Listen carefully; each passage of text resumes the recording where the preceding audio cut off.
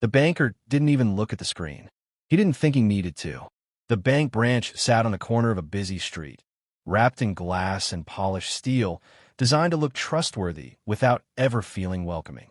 Inside, everything smelled faintly of disinfectant and quiet control. Shoes clicked against marble floors.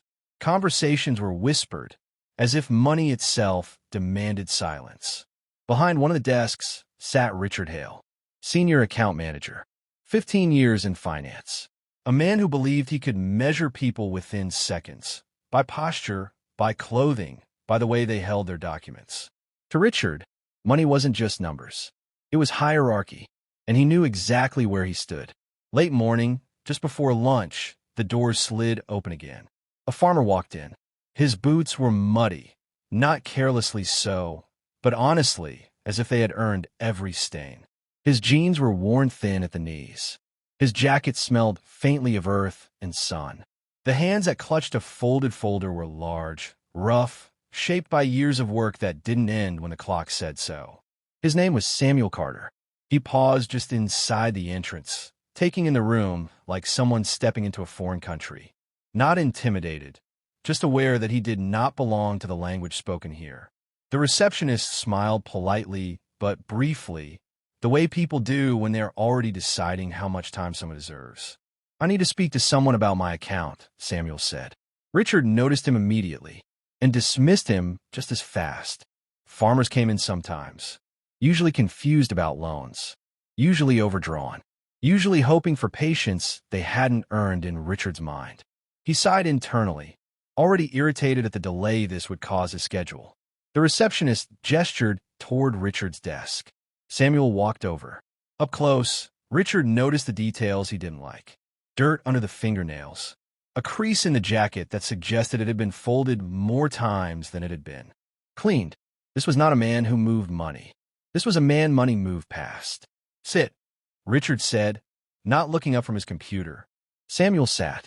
"What can I help you with?" Richard asked, still typing. "I was told to come here," Samuel said slowly, carefully.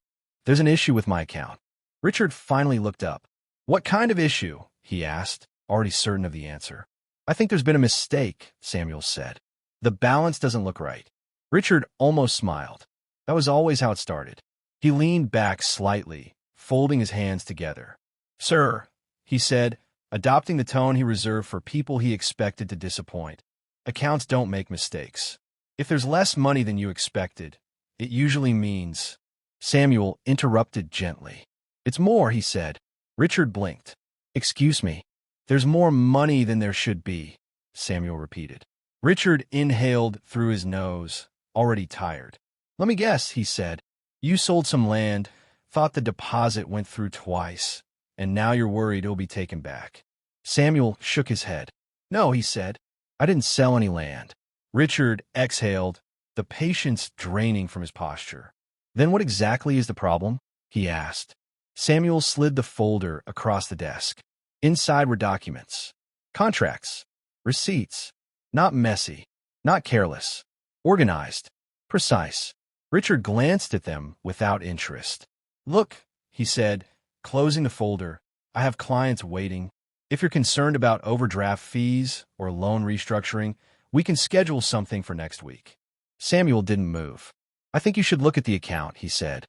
There was no attitude in his voice. No demand. Just certainty. That irritated Richard more than desperation ever could. With a sigh sharp enough to communicate his annoyance, Richard turned back to his screen and typed in the account number Samuel provided. He did it quickly, carelessly, because he already knew what he would see. The screen loaded, and Richard's body reacted before his mind did. His posture straightened.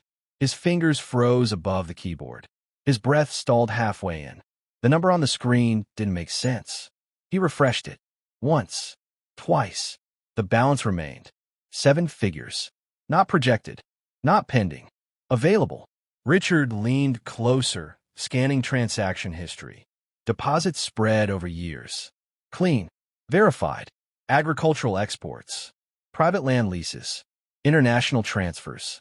All legitimate. All finalized. The farmer sitting across from him wasn't overdrawn. He was wealthy. Very wealthy. Richard felt heat rise to his face. Not embarrassment yet, but confusion trying to protect itself. "This account," Richard began, then stopped. Samuel waited. "You've been banking with us for how long?" Richard asked. 23 years, Samuel replied. Richard swallowed. "And these deposits?" "Harvest profits," Samuel said. "Investments. Leasing land to energy companies. Quiet things. Quiet." Richard had mistaken silence for absence. "I came in," Samuel continued, "because the balance crossed a threshold. I wanted to make sure nothing was miscalculated before I made a transfer." Richard nodded too quickly. "Yes, of course," he said. We'll take a thorough look." His tone had changed. So had his posture. He offered coffee. Samuel declined. "I don't have much time," Samuel said. "The fields don't wait." Richard smiled stiffly. "Understand," he said, though he didn't. As Richard worked, his mind replayed the first moments of the meeting. The lack of eye contact, the dismissal, the assumption. Each one landed now with weight. When the verification finished, the balance stood confirmed. Richard cleared his throat. "There's no error," he said. "Your account is exceptionally healthy." Samuel nodded. "I thought so." Richard hesitated.